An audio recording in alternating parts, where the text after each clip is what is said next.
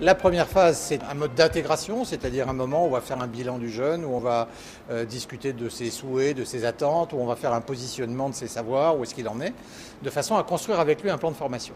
Et là, le jeune va s'engager sur ce plan de formation. Cette phase de détermination, c'est une période pour le jeune, pour qu'il puisse, comme le nom l'indique, se déterminer sur ce que l'on propose ici, jauger l'école, l'alternance, le cadre que l'on propose, les ateliers, la manière de travailler, puisque on travaille de manière individualisée et collective dans certains ateliers.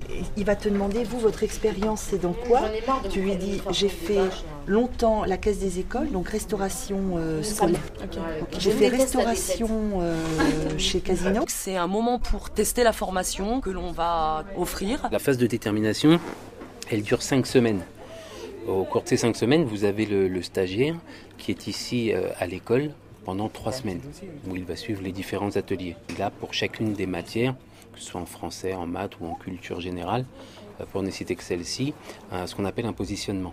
Ce positionnement va permettre de situer le niveau de notre stagiaire et de travailler avec lui les points sur lesquels il a le plus besoin de travailler. Ce sont des formations qui sont des formations individualisées. Voilà, tu choisis hôtellerie-restauration. Voilà. Et là, tu as tous les métiers. D'accord ?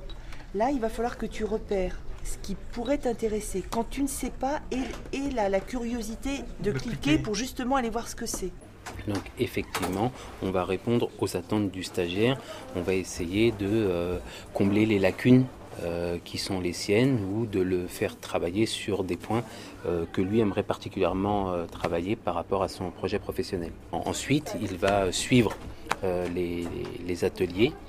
À l'issue de ces 3 semaines à l'école, le stagiaire part en entreprise. C'est la découverte du monde professionnel. C'est dans la plupart des cas à l'issue de cette période que va se décider la poursuite de l'engagement du stagiaire. On se réunit en équipe pédagogique et on prend la décision de valider ou non la phase de détermination d'un stagiaire.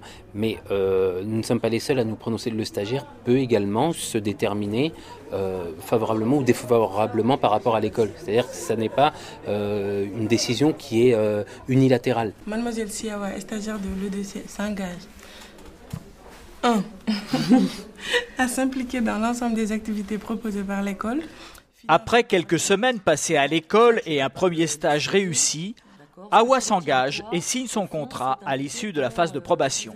Awa, nous on n'avait pas d'objectif à se fixer puisque pendant la période d'essai, au fond, le cadre, tu l'as parfaitement respecté, il n'y a pas eu de retard en soi, il n'y a pas eu d'absence.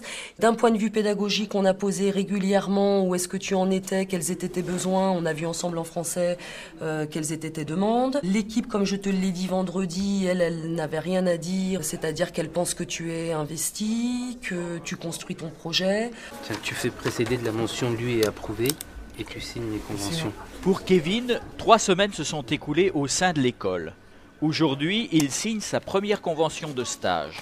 Sans diplôme ni expérience professionnelle, ce stage constituera pour lui la première ligne sur son CV.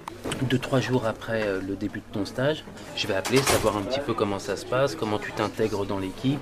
Il n'y a pas de problème de ponctualité, pas de problème de savoir-être, etc. Je doute qu'il y en ait, te connaissant.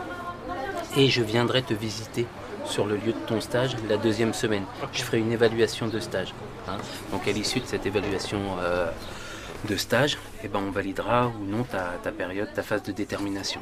L'EDC, en fait, c'est une amie qui est là-bas dans le 93, à l'EDC qui est dans le 93. Puisque je ne travaille pas, elle m'en a parlé, elle m'a dit que c'est bien. En fait, on peut faire une remise à niveau et tout, travailler et tout. En fait, faire des stages en entreprise.